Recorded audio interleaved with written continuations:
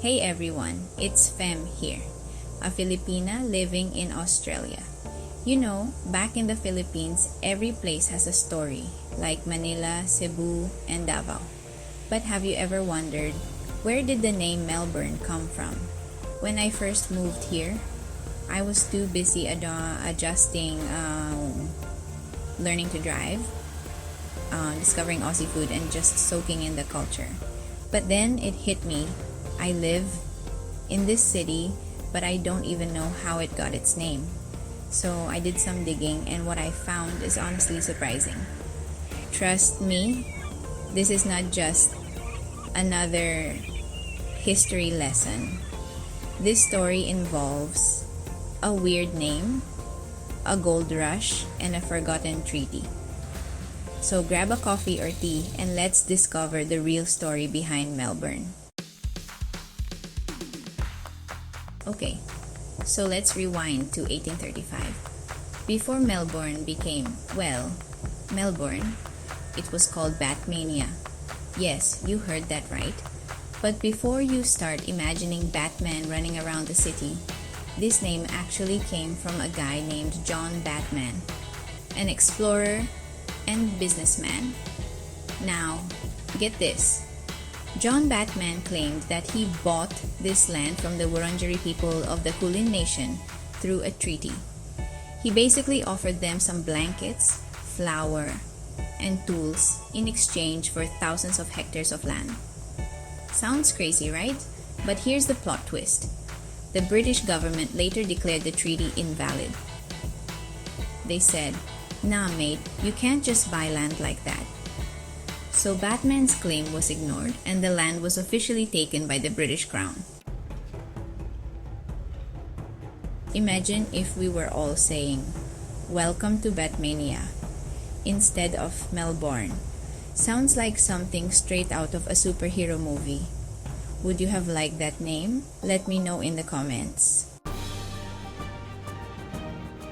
So, if it wasn't Batmania, why was it named Melbourne? In 1837, the British government officially named the city after Lord Melbourne, who was the British Prime Minister at the time. But here's the funny part. Lord Melbourne never even set foot in Australia. He was actually from a small town in England called Melbourne in Derbyshire. So basically, some officials in Britain were like, "Hey, let's just name this place after the Prime Minister." And that was it. Seriously, that's it? But what's really interesting is that Lord Melbourne had a scandalous personal life. His wife, Lady Caroline Lamb, was famous for her affair with the poet Lord Byron. Imagine if people knew back then that their city was named after a politician with all this drama. But here's where Melbourne's story gets exciting. In the 1850s, gold was discovered in Victoria. And just like that, Melbourne exploded into one of the richest cities in the world. People came from everywhere. China, the UK, America, all hoping to find gold. In just a few years, Melbourne went from a small settlement to a booming city. It had the world's tallest buildings at the time, one of the biggest tram networks in the world, which we still have today, and massive growth in businesses, banks, and culture. By 1901, when Australia officially became a country, Melbourne was so important that it was chosen as the first capital of Australia before Canberra was built. Imagine if Melbourne had stayed the capital. How different would things be today? So, next time you walk around Melbourne, just think, this place could have been called Batmania instead. But names aside, Melbourne has such a rich history, from the indigenous Wurundjeri people to the gold rush and beyond. And as a Filipina living here, learning these stories makes me appreciate this city even more. It reminds me that every place has a past, just like back home in the Philippines. here are some quick fun facts.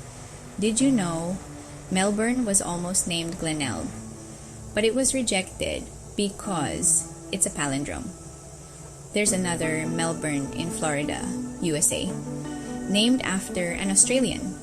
The nickname Melbs or Melby is popular among locals, but tourists often mispronounce it as Melbourne instead of Melbourne. Now, I have a question for you. Do you know the history behind the name of your hometown? If you do, comment below. I'd love to hear it. And if you enjoyed this video, don't forget to like this video, share it with your friends, and subscribe for more Aussie discoveries and life experiences. More adventures coming soon. See you in the next one. Bye! Oh, and before I go, if you found this history fun, wait until you hear about Sydney's name. Was it named after a person, a place, or something totally unexpected? That's what I'll uncover in my next video. So make sure to subscribe and hit the notification bell so you don't miss it. Mabuhay and maraming salamat po. This video is based on my research about Melbourne's history. If you have a different perspective or more information, feel free to share it in the comments. I also encourage you to do your own research to learn more about this amazing city.